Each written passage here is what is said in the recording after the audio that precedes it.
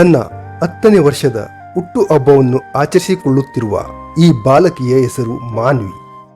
ಮನೆಯಲ್ಲಿ ಈಕೆಯ ಹುಟ್ಟುಹಬ್ಬ ಆಚರಿಸಲಾಗಿತ್ತು.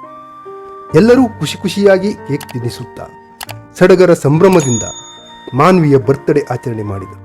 ಆದರೆ ಈ ಮುದ್ದಾದ ಬಾಲಕಿಯ ಸಂಭ್ರಮ ಮಾತ್ರ ಹುಟ್ಟುಹಬ್ಬದ ದಿನವೇ ದುರಂತ ಅಂತ್ಯ ಕಂಡಿದ್ದು ಮಾತ್ರ ವಿಪರ್ಯಾಸವೇ ಸರಿ.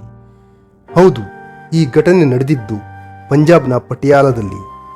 ಮಾರ್ಚ್ 24ರಂದು ಮಾನ್ವಿಯ ಹುಟ್ಟುಹಬ್ಬವನ್ನು ಮನೆಯವರೆಲ್ಲ ಸೇರಿ ಖುಷಿ ಖುಷಿಯಾಗಿ ತುಂಬ ಸಂಭ್ರಮದಿಂದ ಆಚರಿಸಿದ್ದರು. ಅಂದು ಹುಟ್ಟುಹಬ್ಬಕ್ಕೆ ಆನ್ಲೈನ್ನಿಂದ ಕೇಕ್ ತರಿಸಲಾಗಿದ್ದು, ಕೇಕ್ ಅನ್ನು ಕಟ್ ಮಾಡಿ ಮಾನ್ವಿಗೆ ತಿನ್ನಿಸುತ್ತಾ ಮನೆಯವರೆಲ್ಲರೂ ತಿಂದಿದ್ದರು. ಮಾನ್ವಿಯ ತಂಗಿ ಕೂಡ ಕೇಕ್ ತಿನ್ನಿಸುತ್ತಾ ತಮಾಷೆ ಮಾಡುತ್ತಾ ಬರ್ತ್ಡೇ ಸೆಲೆಬ್ರೇಟ್ ಮಾಡಿದ್ದಾರೆ. ಅಕ್ಕ ತಂಗಿ ಇಬ್ಬರೂ ಕೂಡ ಕೊನೆಗೆ ಮನೆಯವರೆಲ್ಲರೂ ಮಲಗಲು ಹೋಗಿದ್ದಾರೆ. ಆದರೆ ಈ ಖುಷಿ ಸಂತೋಷ ಕೆಲವು ಸಮಯ ಮಾತ್ರ ಉಳಿದಿತ್ತು. ಕೇಕ್ ತಿಂದು ಮಲಗಿದ ಬಾಲಕಿ ಮಾನ್ವಿ ತನ್ನ ಬರ್ತ್ಡೇ ದಿನವೇ ಕೆಲವೇ ಗಂಟೆಗಳಲ್ಲಿ ಕೊನೆ ಉಸಿರು ನಿಲ್ಲಿಸಿಬಿಟ್ಟಿದ್ದಳು. ಅಂದು ಆನ್ಲೈನ್ನಿಂದ ಕೇಕ್ ತರಿಸಿದ್ದರು. ಬರ್ತ್ಡೇಗೆ ಕೇಕ್ ಕಟ್ ಮಾಡಿ ಎಲ್ಲರೂ ಆ ಕೇಕ್ ತಿಂದಿದ್ದರು. ನಂತರ ಸುಮಾರು ಮುಂಜಾನೆ 3 ಗಂಟೆಗೆ ಮಾನ್ವಿ ಹಾಗೂ ಆಕೆಯ ಸಹೋದರಿಗೆ ಮಲಗಿದ್ದಲ್ಲೇ ವಾಂತಿ ಶುರುವಾಗಿತ್ತು. ಇದನ್ನು ಮನಗಂಡ ಕುಟುಂಬಸ್ಥರು ಶಾಕ್ಗೆ ಒಳಗಾಗಿದ್ದರು. ಕೂಡಲೇ ತಡ ಮಾಡದೆ ಇಬ್ಬರನ್ನೂ ಆಸ್ಪತ್ರೆಗೆ ಕರೆದುಕೊಂಡು ಹೋಗಿದ್ದಾರೆ.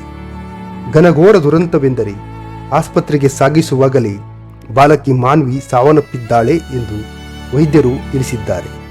ಇದರಿಂದ ಇಡೀ ಕುಟುಂಬ ಕಣ್ಣೀರ ಕಡಲಲ್ಲೇ ಮುಳುಗಿ ಹೋಗಿದೆ. ಮಾನ್ವಿಯ ಸಹೋದರಿಯ ಸ್ಥಿತಿ ಕೂಡ ಗಂಭೀರವಾಗಿದೆ. ನನ್ನ ಮಗಳು ಮಾನ್ವಿಯ ಬರ್ತ್ಡೇಗೆ ಆನ್ಲೈನ್ನಿಂದ ಕೇಕ್ ತರಿಸಿದ್ವಿ. ಸುಮಾರು 7ರಿಂದ 7:30 ಗಂಟೆಗೆ ಕೇಕ್ ಕಟ್ ಮಾಡಿ ಹುಟ್ಟುಹಬ್ಬವನ್ನು ಆಚರಣೆ ಮಾಡಿ ಕೇಕನ್ನು ಎಲ್ಲರೂ ತಿಂದಿದ್ವಿ. ಅದಾದ ಸ್ವಲ್ಪ ಸಮಯದಲ್ಲಿ ಇಬ್ಬರು ಸಹೋದರಿಯರಿಗೆ ಹೊಟ್ಟೆ ನೋವು ಶುರುವಾಗಿತ್ತು. ಕೆಲ ಸಮಯಗಳ ನಂತರ ವಾಂತಿ ಮಾಡಲು ಶುರು ಮಾಡಿದರು.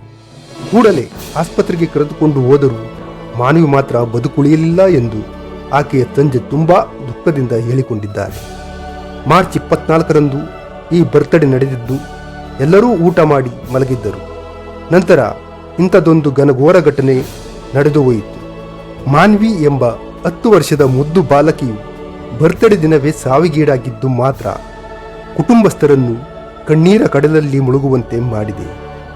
ಮಗು ಸಾವಿಗೆ ಆನ್ಲೈನ್ನಿಂದ ತಂದ ಕೇಕ್ ಕಾರಣವಾ ಅಥವಾ ಬೇರೆ ಏನಾದರೂ ಕಾರಣವಿದೆಯಾ ಎಂದು ಪೊಲೀಸರು ಈಗಾಗಲೇ ತನಿಖೆ ಶುರು ಮಾಡಿದ್ದಾರೆ.